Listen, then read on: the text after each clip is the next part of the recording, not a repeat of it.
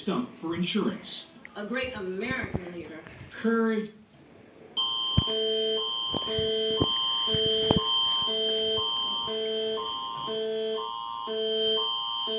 At 6:41 p.m. Eastern Daylight Time Tuesday, Environment Canada has issued a marine tornado warning for upper the Great Lakes. Extra care and attention should be exercised in and around the following marine areas: Georgian Bay. Environment Canada meteorologists are tracking a severe thunderstorm that is possibly producing a tornado.